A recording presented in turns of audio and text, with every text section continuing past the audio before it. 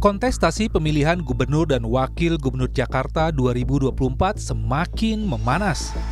Masing-masing kandidat mulai sesumbar yakin menang satu putaran.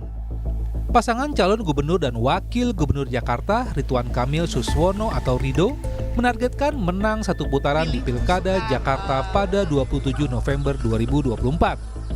Target ini dicanangkan setelah pasangan Rido bertemu tim pemenangan dari parpol pengusung dalam Koalisi Indonesia Maju atau KIMPLUS. Tim ini telah mengatur strategi untuk memenangkan pasangan Rido pada Pilkada Jakarta 2024. Bagaimana pemenangan, target harus menang satu putaran, sedang dihitung wilayah-wilayahnya di mana yang akan lebih banyak aktivitas, kemudian intinya semua partai, anggota-anggota DPRD-nya harus bergerak, ya. Jadi pasangan Rido setengah dari kekuatannya ada dari anggota legislatif yang kemarin terpilih di Februari 2024 untuk turun kembali ke konstituennya untuk mengkampanyekan visi misi dan kekuatan dari pasangan Rido, kira-kira begitu.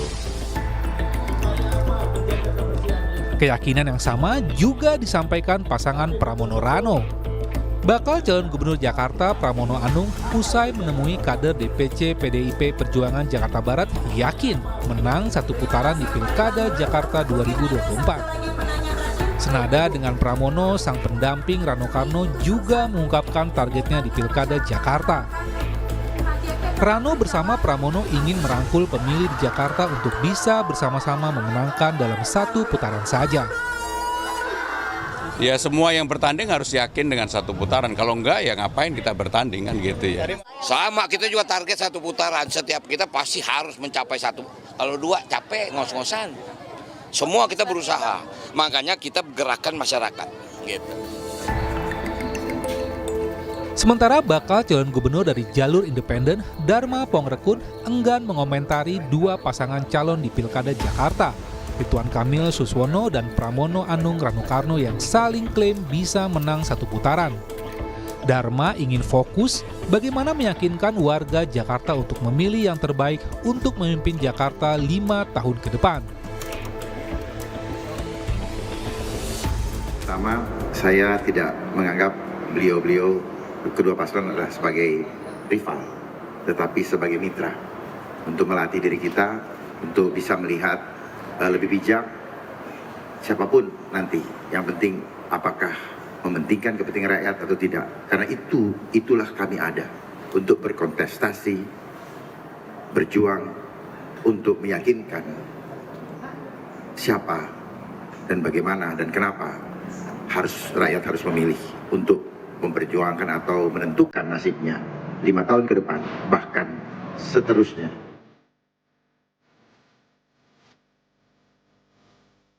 Pilkada Jakarta 2024 akan diikuti 3 pasangan calon. 2 diusung parpol, yaitu pasangan Ridwan Kamil Suswono dan Pramono Anung Rano Karno. Serta 1 dari jalur independen, Dharma Pongrekun Kunwardana. Dari ketiga paslon, pasangan Dharma Pongrekun dan Kunwardana dinilai lemah dari sisi dukungan, sehingga peluang satu putaran di Pilkada Jakarta dianggap lebih besar ketimbang 2 putaran. Tim Liputan, Kompas TV.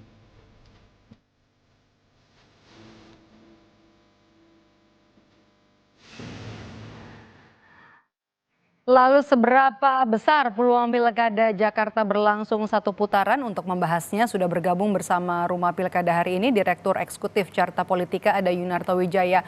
Mas Toto, terima kasih sudah meluangkan waktu untuk Rumah Pilkada. Sore Mas Toto. Kalau dilihat mungkin nggak bakal satu putaran Pilkada Jakarta dengan 3 paslon?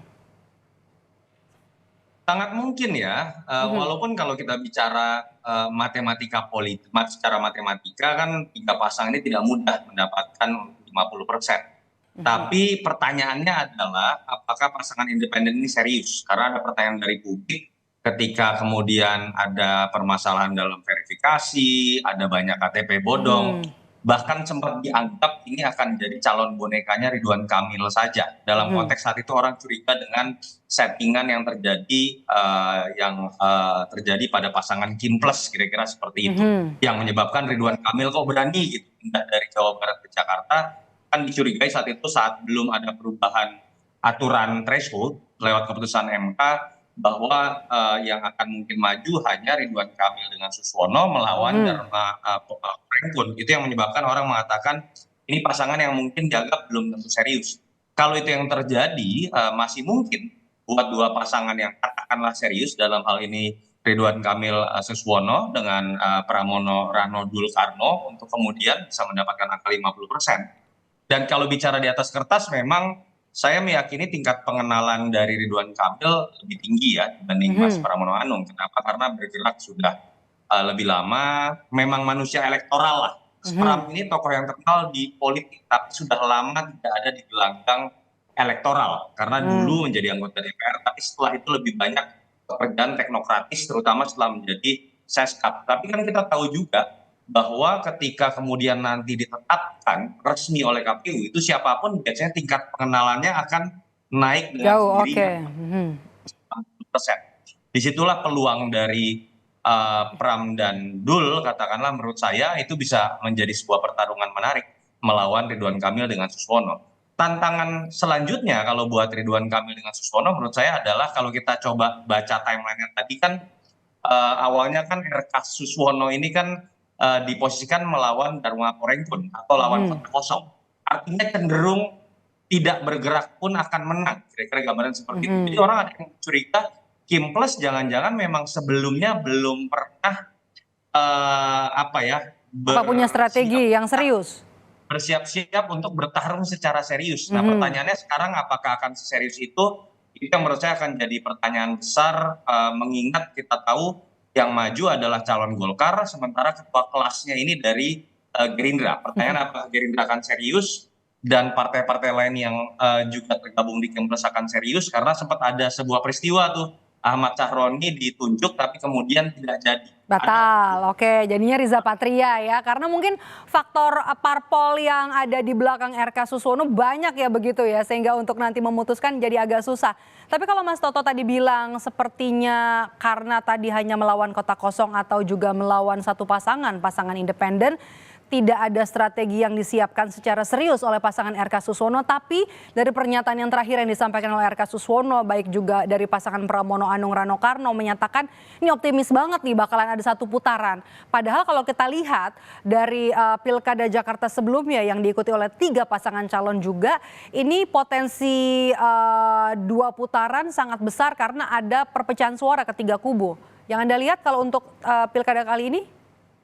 Yang membedakan adalah ketika kita bicara 2017 itu 3 pasangan yang sangat serius. Di situ ada Anies Sandi, di situ ada Ahok Jarot, di situ juga ada Mas AHY loh. Jangan di last minute ya waktu itu ya. Itu pasangan yang serius sekali menurut saya, sehingga tidak mengagetkan bahwa saat itu kita juga sudah bisa menduga hampir bisa dipastikan akan 2 putaran. Sebelumnya ketika Pak Jokowi dengan Ahok menang 2012 itu lebih banyak lagi, ada 5 pasang, sehingga hampir bisa dipastikan akan 2 putaran. Nah itu yang saya sebutkan makanya di awal adalah akan bergantung pada keseriusan dari Dharma Kun ini. Pasangan independen ini betul-betul pasangan yang memang ingin bertarung, atau memang ternyata sesuai dengan prediksi atau kecurigaan sebagian kalangan masyarakat, tadinya disiapkan hanya dalam konteks menggantikan kota kosong ya. Itu yang menurut saya akan menentukan bagaimana peluang dari 1 putaran atau 2 putaran nanti ke depan. Oke, kalau kita lihat popularitas dari masing-masing pasangan calon, kemudian kita lihat ada Pramono yang kemudian mulai rajin datang ke CFD gitu ya, mau menarik Gen Z begitu kalau kita lihat juga dari slogannya atau tagline-nya. Kemudian juga ada RK, kemudian juga ada Dharma Pongrekun. Kalau misalnya kita lihat apa yang sudah dilakukan oleh masing-masing pasangan calon dengan popularitas mereka masing-masing, apakah kemudian bisa mengkatrol pamor mereka kemudian kepada warga Jakarta? Tugasnya akan berbeda ya. Kalau berbicara mengenai Pramono Anung Dul, lalu kemudian Dharma Kun, itu memang masih lebih punya ruang gerak untuk melakukan berbagai kreativitas untuk mengenalkan dirinya. Karena terutama untuk sosok Mas Pram, Dharma Kun, itu mungkin tingkat pengenalannya belum setinggi dari RK. Ridwan Kamil misalnya. Kalau kita coba terka Ridwan Kamil, saya meyakini sudah di atas 90% tingkat pengenalannya, karena memang dia tokoh elektoral, walaupun ada di Jawa Barat, ya. Dan Mas Pram tadi kita tahu manusia panggung belakang, tetapi itu kabar baik buat Ridwan Kamil dalam kondisi sekarang. Tapi kalau kita berbicara mengenai peluang dalam 2 bulan ke depan, tokoh yang biasanya tingkat pengenalannya masih rendah, itu malah lebih punya peluang menaikkan elektabilitas. Karena ketika mereka memasang baliho pun, itu kan masih punya efek untuk tingkat pengenalan. Dan ketika tingkat pengenalan naik, itu punya efek juga buat tingkat elektabilitas. Sementara untuk Ridwan Kamil, dia harus langsung lompat pada tingkat pengenal, tingkat kesukaan, bukan lagi bicara mengenai tingkat pengenalan. Jadi kalau bicara misalnya Ridwan Kamil pasang baliho atau billboard dengan Pramono Anung dan Dharma memasang billboard, itu akan lebih punya efek adalah Pramono Anung dengan Dharma. Nah, yang berbeda memang adalah untuk Pramono Anung, sosok dulnya ini, Rano Karnonya ini mungkin bisa menjadi akselerator. Karena kalau kita lihat dengan sepak terjangnya, dia tokoh nasional di dunia ini. Lalu nama besar dul ini kan memang dianggap sebagai milik orang Jakarta. Betawi, oke. Atau ketiga pasangan ini.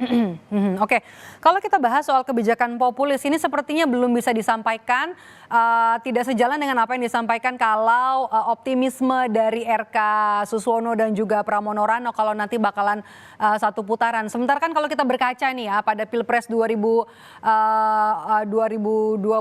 kemarin kan pasangan Prabowo Gibran langsung bilang ada kebijakan soal makan siang gratis. Mereka yakin dengan menggaungkan kebijakan atau juga kebijakan-kebijakan populis ini bisa langsung memenangkan satu putaran.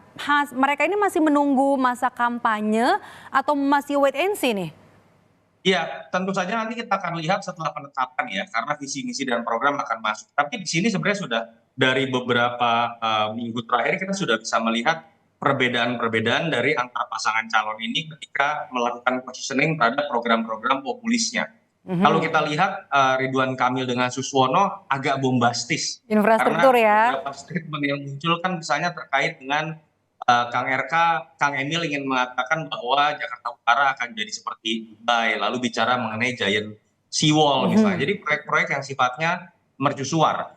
Sementara kalau saya lihat pasangan Pramono dengan Dul itu berusaha menjadi antitesis. Makanya ketika melihat tagline yang muncul, itu ada kalimat yang menarik, agak ribet dah.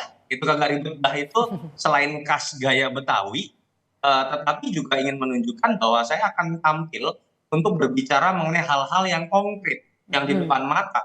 Ketika berbicara mengenai penanganan banjir, nggak usah langsung lompat ke giant seawall, tapi bicara dulu, apakah selokan kita sudah beres atau tidak, normalisasi sungai di hadapan masyarakat yang tinggal di daerah sungai sudah beres atau tidak, baru kita berbicara beranjak ke hal-hal yang lebih besar. Saya belum terlalu mendengar dari Dharma Pongrekun dengan Kunwardana ya, terus terang malah yang ramai di netizen sesuatu yang sifatnya kontroversial terkait penanganan terkait banjir curah hujan tinggi itu dengan memindahkan awan, itu terus terang jadi agak bahan ledekan ya. Dan memang agak menarik ketika melihat sosok Dharma Pongrekun ini kan cenderung kontroversial, misalnya penolakannya terhadap vaksin, ketidakpercayaan terhadap COVID.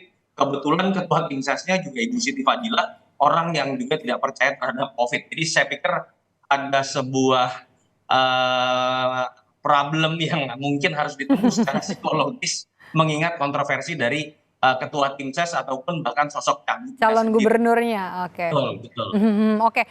Kalau jadi PR sebenarnya untuk masing-masing paslon, ketiga paslon. Kalau kita lihat orang Jakarta ini kan pemilihnya rasional begitu ya. Mereka itu lebih realistis, kemudian juga mereka ini lebih suka pemimpin yang satset lah begitu. Ini udah kelamaan sebenarnya warga Jakarta menunggu ada banyak solusi atas masalah yang dihadapi warga Jakarta, baik itu transportasi, masalah banjir, banyak sekali masalah polusi.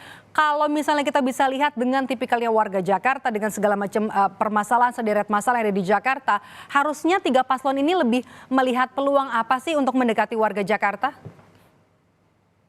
Iya, kita kan sudah memiliki gubernur-gubernur sebelum yang memang menarik untuk dikaji ya, berbagai legasinya. Jokowi misalnya berbicara mengenai e-budgeting, lelang jabatan, lalu kemudian Ahok tentu saja bicara mengenai pasukan oranye, lalu kemudian posko pengaduan, Anies dengan Jaklingkonya misalnya. Menurut saya harusnya para calon ini fokus saja pada situasi yang pernah dialami dalam 10 tahun terakhir, mana sih yang masih kurang. Di situ saya menarik ketika melihat pasangan Pram Endul misalnya terlebih dahulu memulai komunikasi politiknya dengan sowan nih. Misalnya ke Bang Foke, lalu kemudian ke Bang Yos, katanya nanti akan datang ke Anies, akan datang juga ke Ahok. Mereka tidak mau mengatakan bahwa saya akan membuat Jakarta yang baru, tapi saya akan mencoba menyempurnakan hal-hal yang masih kurang dari kerja-kerja gubernur sebelum, dan kemudian akan meneruskan legacy yang harus diakui yang ada di dalam kerja Pemerintahan sebelumnya. gubernur sebelumnya gitu. Sementara kalau Ridwan Kamil dengan memilih tagline Jakarta Baru, sepertinya betul-betul ingin berbicara mengenai ide besarnya Kang Emil gitu ya. Dan walaupun itu menurut saya sebuah gambling juga, karena buat anak-anak Abah itu menurut saya jadi seperti antitesis bahwa dari kondisi aktual yang sebelumnya yang dilakukan kerjanya oleh Anies Baswedan, Ridwan Kamil ingin membangun antitesisnya menjadi Jakarta Baru. Itu yang menurut saya menjadi positioning yang terlihat sekali berbeda di antara pasangan dari Pram Endul dengan pasangan dari Ridwan Kamil dan Suswono. Sementara kalau kita bicara mengenai Dharma dengan Kun, kalimat yang teringat cuma satu, Jakarta aman. Aman ini sebenarnya kan hanya menjelaskan latar belakang dari Dharma Pongrekun terkait dengan latar belakangnya. Oke. Ya, tetapi kalau kita coba baca di survei, sebetulnya masalah keamanan bukan masalah yang ada dalam tiga besar terkait dengan masalah mendesak yang selalu menjadi perhatian dari masyarakat Jakarta yang biasanya terkait dengan penyediaan lapangan pekerjaan, lalu banjir, lalu macet. Karena Mas Toto juga sudah menyinggung soal anak Abah, ini menarik juga ya untuk kita bahas soal partisipasi pemilih di Pilkada 2024 ini. Kan kalau kita bilang tadi soal tagline yang dipilih oleh pasangan RK Suswono seperti jadi antitesis dari apa yang sudah dijalankan oleh Anies Baswedan di periode sebelumnya. Nah, termasuk juga padahal kan ada harapan dari calon wakil gubernurnya, yakni suara anaknya Abah atau suara PKS yang menempel dengan Anies Baswedan ini bisa diraih sebenarnya oleh pasangan RK Suswono. Kalau dilihat sampai dengan per bulan September ini sudah memasuki bulan Oktober dan juga sudah memasuki nanti penetapan dan juga masa kampanye, sudah jelas belum sih ke arah migrasi nanti dari suaranya Anies Baswedan?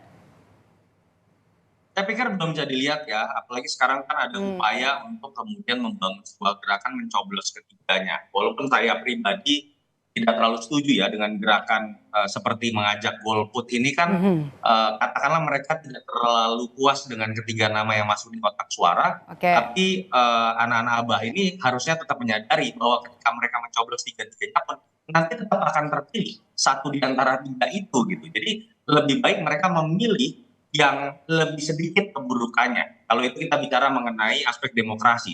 Tetapi kalau mencoba menerka dan kemudian misalnya menjawab pertanyaan pertama tadi terkait dengan bagaimana ketika RK sudah menggandeng PKS, apakah itu dengan serta-merta akan mengambil anak Abah? Betul bahwa pemilih PKS mayoritas itu mendukung Mas Anies dalam konteks Pilpres ataupun kalau Mas Anies maju di Pilgub DKI. Tetapi harus diingat loh, ada sebuah peristiwa ketika Anies tidak bisa maju, tiga partai yang dianggap menggagalkan itu adalah tiga partai yang tadinya mendukung Anies Baswedan pada masa Pilpres. Di situ ada PKS, di situ ada Nasdem, di situ ada PKB, di situ ada PKS juga kan. Ya. Sehingga kemudian kalau dilihat dalam konteks kegagalan Mas Anies dilihat dari timeline-nya, bukan tidak mungkin anak-anak Abah ini malah merasa bahwa salah satu yang menggagalkan adalah PKS tersebut. Dan menurut saya tidak mudah bahwa dalam sejarah yang baru saja terjadi, kemudian PKS hanya karena memang mendukung resmi RK lalu kemudian merasa bisa mengambil segmen anak Abah dengan sendirinya. Satu-satunya cara adalah buat ketiga calon ini menarik perhatian anak Abah adalah tidak dengan kemudian sekedar bertemu dengan Anies, tapi bagaimana menampung program-program yang memang dianggap bagus. Kalau saya ditanya sebagai warga Jakarta, saya harus akui dengan semua kelemahan yang dimiliki oleh Anies Baswedan, tetapi dalam konteks program Jaklingko itu adalah salah satu keberhasilan yang sulit dibantah. Nah, bagaimana kelihayan, kepiawaian dari ketiga pasang ini untuk kemudian bisa menggandeng Anies Baswedan dalam konteks program-programnya, saya pikir itu bisa akan cukup mengobati, walaupun secara emosional tetap tidak mengobati, mereka tetap ada di makar suara. Baik, nanti sesuai. Mereka bisa menggunakan Anies Baswedan dalam program yang diajukan. Oke, baik, kita tunggu nanti apakah optimisme Mas Toto juga nanti akan terwujud ya, memang akan ada satu putaran, termasuk juga apakah nanti masing-masing paslon bisa memberikan kebijakan-kebijakan yang solutif terhadap warga Jakarta, terhadap permasalahan-permasalahan warga Jakarta yang sudah menunggu nanti perbaikan yang ada di Jakarta yang meskipun tidak lagi menjadi ibu kota. Terima kasih sudah bergabung bersama kami Direktur Eksekutif Carta Politika Mas Yunarto Wijaya. Mas Toto, sehat selalu. Terima kasih.